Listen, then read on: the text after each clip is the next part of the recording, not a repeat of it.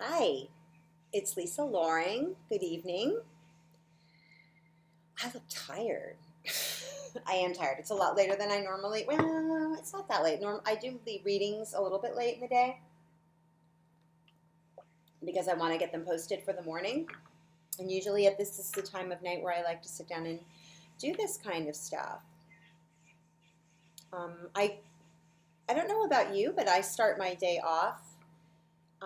This is something I was sharing with a person I was doing a private reading for yesterday. I start my day off with a prayer in the morning. It's a very simple one. It's, Dear Lord, thank you for this beautiful day. May I end it even better than how it started. Something really simple like that. And then at the end of the day, I also meditate and pray. Usually not a long time, just like 20 minutes or whatever. I'll, take a bath or a shower, but I take that quiet time to bookend both parts of my day. And I didn't always have that practice. I want to say that I began to cultivate that practice solidly last year, but I think I was subconsciously doing it actually for a number of years, but consciously and very deliberately doing it over the past year.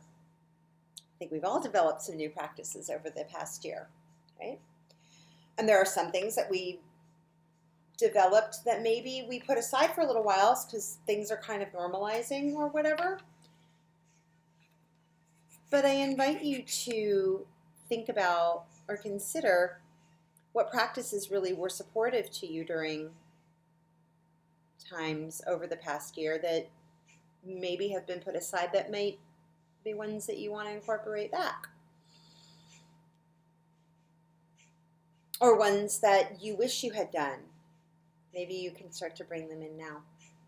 I don't know. Just some thoughts to share as we get started. Because that Ten of Swords energy, that popped up for me kind of late in the day. A little Ten of Swords and a little mini tower moment. It was a mini tower moment. But when we do take that time to be with ourselves, no matter when you do it in the course of a day, it's very grounding. And so when those Ten of Swords, when you feel like the Ten of Swords has kind of pinned you down and you have no place to go and all of a sudden you're feeling really crushed, it's easier to go into that. It's easier to say, no, I'm going to get in the chariot and I'm going to manage my thoughts and my emotions and I'm going to align them so I can continue driving along the path that I've selected rather than letting it derail you entirely. Because I don't know about you, but that's one thing I've always done is let either my thoughts or my emotions just take the car off in a direction I didn't really want to go in. At the end of the day, it wasn't really where my heart was aligned, and it wasn't where my creativity was aligned. So speaking of that creativity, in that Chariot card, remember I was talking about what I thought was a top in the middle of the shield on the Chariot? It's not a top. It's actually a phallic symbol, and essentially it's a creativity. It is using your intuition to drive your creativity and to become more creative by aligning the heart and the emotions and the thoughts to keep going in one direction. Because when we're focused, we're terribly creative. Yeah, we can see, there are other things coming in that are going to serve or whatever we're working on, whatever projects or situations we're working on. But, we're going to be our most creative when we're in alignment. So we already have the Tower card. This has been coming out at the bottom of the deck for a number of days. Remember, said it was going to come up like later. We've got the Tower. So there's the Tower card. There is that Tower. And the Tower card isn't something to be afraid of. And by the way, this reading is for the collective. For all zodiac signs for Friday, June 18th. So we've got the Tower. And that is another major arcana card. So go back again to yesterday, a little bit of the discussion about the major and the minor arcana. So you have 21 cards in the major arcana, and then you have the four suits, the wands, the pentacles, the swords, and the cups. And within those suits, you have numbered cards from the ace to a 10, and then the court cards from a page to a king. Those court cards represent people, qualities. The numbered cards are also significant. The numbers themselves are significant. But the major arcana, so we talked about how they, the major arcana were more of those highway signs, those major highways that were going to take you, maybe, overriding themes that were going to change in a big way. Whereas the minor arcana are more of those, more neighborhood, more day-to-day sort of considerations, concerns. So besides the Tower card, what are the other messages that the tarot has for us for Friday, June 18th? The Tower card isn't something to be feared. Change is never something welcome, but this energy has been coming in for a while. Managing those Tower moments, like I said, taking time to sit with yourself, be quiet, at the beginning and the end of the day, very important, in order to allow the Tower moment to happen. But towers have to happen in order for things to change, for the dynamic to change. We talked about that a couple of days ago. Dynamics in music are the loudness and the soft. So, Ace of Cups is the center card in the reading. For the dynamic to change, the sound to change, the situation to change. So we have the Tower. And again, this is a reading for the general collective. And we have the Ace of Cups. A very beautiful card of fullness, peace, spirituality, contentment. I'm noticing the dove bringing in the Eucharist. And that for those of who do communion, bringing in communion, basically the body of Christ. And of course we do have the cross in the Christian traditions. The body, this is that part that's consecrated as part of a spiritual, as part of a mass or a service, and given to those who are there to worship. So that's being offered. So the body of Christ, meaning, and I would not just, attribute it simply to Christ, but the Christ consciousness, which is, no matter what your faith, this is a pervasive message through the major 5 religions, and all of them is this elevation and ascension, the kind of this ascension of thought, and a massive, talk about a Tower moment. If you go back to the time when Christ was alive, what Buddha brought, what Muhammad was speaking to, and even before then in the Eastern religions was all about, ascending out of this kind of eye for an eye, very, very low vibe kind of behavior. We're still doing that, right? We're still definitely doing that in our cultures, tit for tat kind of stuff. Yes, we've ascended for the most part, but that behavior still underwrites many of our interactions. I invite you to watch yourself do it without judgment. Do it every day. This kind of like vengeful and, kind of fearful, defensive behavior that we have toward one another. And that's what brings on these endless, the endless array of Tower moments that I think we're all pretty tired of encountering, right? But when we work in this Christ consciousness, we work in, and I'm only using Christ, but this is, again, a very pervasive message in all the major religions, and the minor ones too. um, you know, it's a change in philosophy towards being open and negotiating, and not just, when a tower moment comes, actually being, coming in with an open hand and saying, you know what, I think there's a better way of doing this. How can we create peace and slowly work towards a different kind of solution, one that is love-based, and that's, that recognizes the divinity in each in the person in front of you, even though this moment feels like it's bringing you down so much. It's bringing down the house, burning down the house, floods. I mean, just, it may feel cataclysmic. How can I still come at this with the hand of peace, with a loving perspective, with the recognition that the divinity is there in the person in front of you, and not only are your needs important in the room, the needs of the person in front of you, in their part of in wherever they are in the journey, in their path, are just as important. Their process is just as important. We forget that because we get so, we forget. We don't take that time to ground and take care of ourselves and connect with our own spirit. Oh, these cards are really, I'm going to take, Eight of Wands.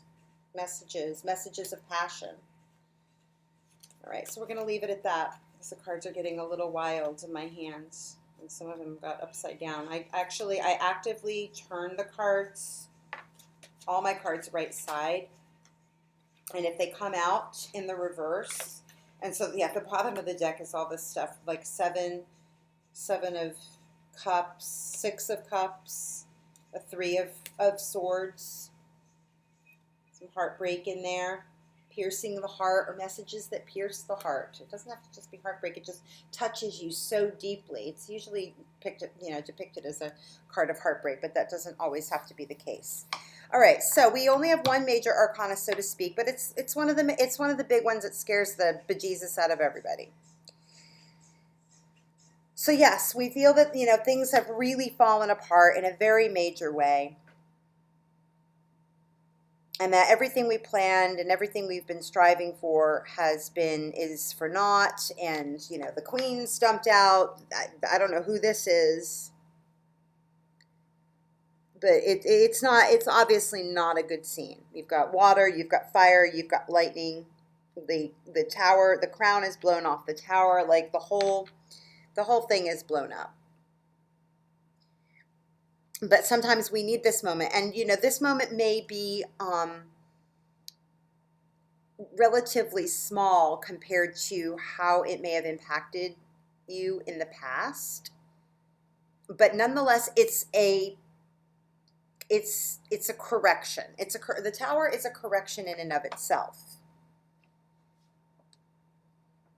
But can we bring the messages and the news that's coming in, and these are the wands are a suit of passion and creativity, and how we, the things that we pursue that really get us going. They're what fire us up. It's the suit of fire, as well as being the wands element, if you want to speak to them, to being the elements. Whereas the pentacles are the suit of earth, the cups are the suit of water, the wands are suit of fire, and the swords are the air, thoughts. This is wands. So these are messages of passion. So, a lot coming in. But, again, the scene is very idyllic. Underneath the messages is, if we can go into this heart-centered, more, I don't know anybody, and I don't believe that anybody at the end of the day is trying to create, that they're underwriting under an overriding goal, motivation, is to create discord on purpose. Yes, they may want to shake things up, but the ultimate driving force is because they want peace. They want something different, and they know that the status quo is not. They recognize that there's something not truthful going on here, and so sometimes, yes, you have disruptive beings who ultimately will create the tower moment because they want a more peaceful outcome, and they don't know another way to do it. It's not the most graceful way to operate.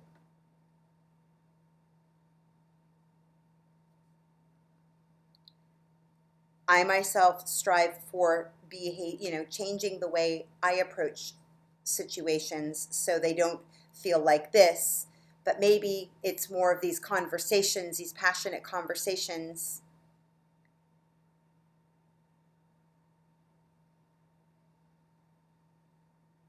that instead of feeling like daggers, which if an eight of, if these were all a bunch of swords coming in, I mean, they look pretty, intense nonetheless. Yes, this eight of wands.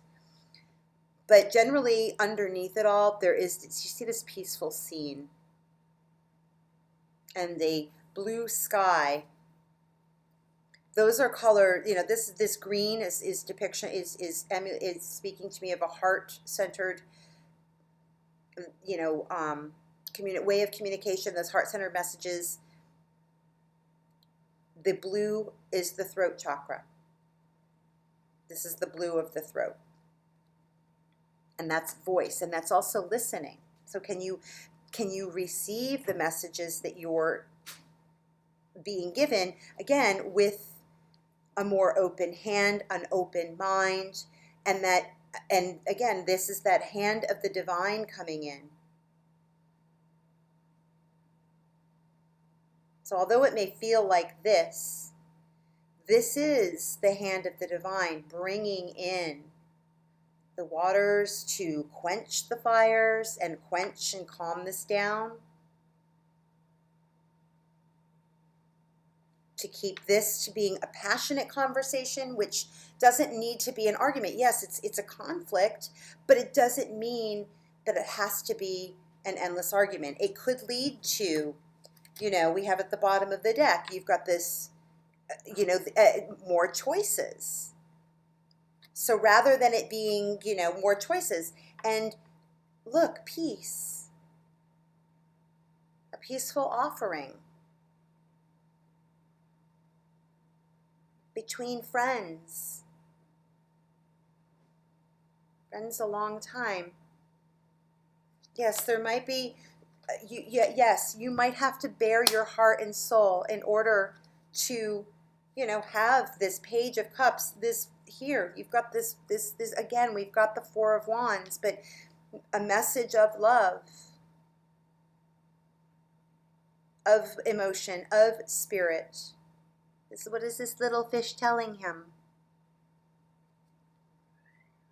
But yeah, you might have to open your heart to be vulnerable.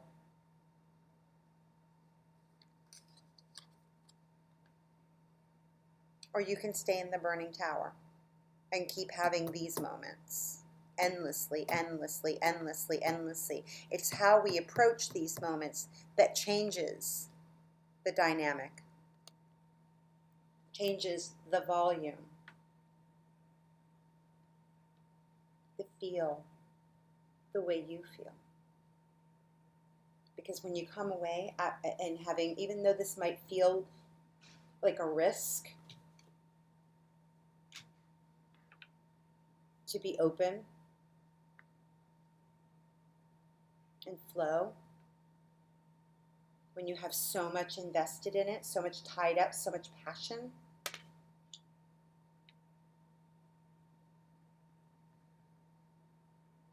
you come away feeling better.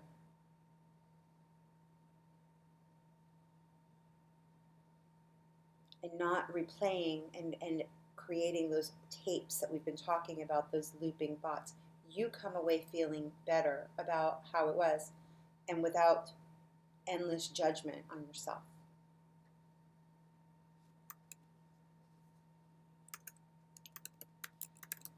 So I'll leave it at that. I wish you luck with this, and I know you can do it. Think about that Emperor. And the King of, by the way, the King of Pentacles was also under him. Wealth. That's handling your stuff here on this plane well. All of it. Anything that you find, anything that's important to you, anything that you value. When you operate like this, when you're faced with this, oh, and the Empress is here again.